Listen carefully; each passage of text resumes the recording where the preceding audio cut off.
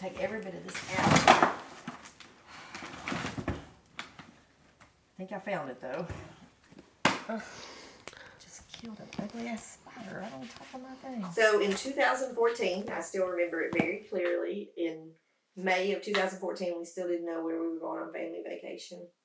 And that is so very unusual for us. We always knew where we were going to go, what we were going to do. And this trip all came about because we decided we were going somewhere on a train.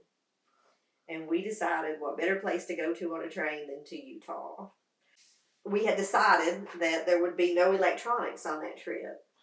So even back in 2014, when I don't think either one of you had a cell phone, but we had Kindles. No one was going to have Kindles. No one was going to have little Game Boys. No one was going to have anything but books.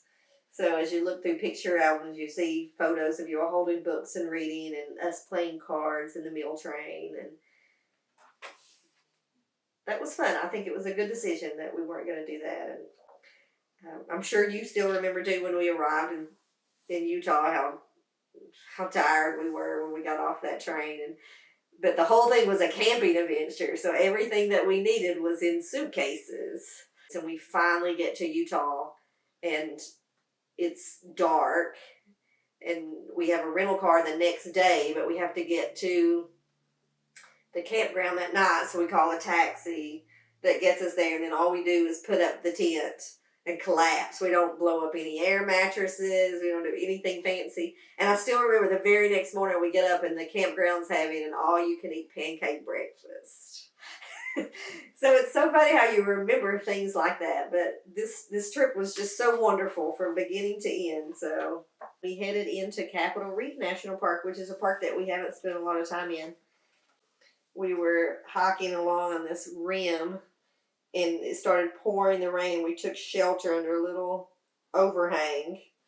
You can see Catherine was shivering, and you can see the droplets of water on us. And somebody walked by us and were kind of startled to see us. And the rain had stopped for a second. We asked them if they would take a picture of us, and they took this picture. There's you, Ethan, in your hat you proudly wore with all your national park badges on for your junior park ranger. You gotta find that hat, because there's not a picture in this book when you're outside that you didn't have that hat on your head. Oh. And then we headed to Arches, where it looks like we took some fantastic photographs. And then, of course, no trip out west is complete without stopping at the Grand Canyon. And that was a year that we actually rode donkeys down into the canyon. Funny, if you ask Catherine even to this day what the name of that donkey was, she'd know it, but I don't remember. But there you are with your hat on again. All smiles. I thought we were crazy to ride mules down the canyon. I mean, it's only like 3 foot, 4 foot width of a path, and it goes straight down the canyon, yet, we all did it. And then I think this was probably the only time we've ever went to Death Valley as a family. Took this really nice picture. As you can see, it was 109 degrees there at the visitor center. Maybe not. But as I look at this, I see how your dad and me and Catherine all had on our matching sun visors, but you didn't want to take off your hats.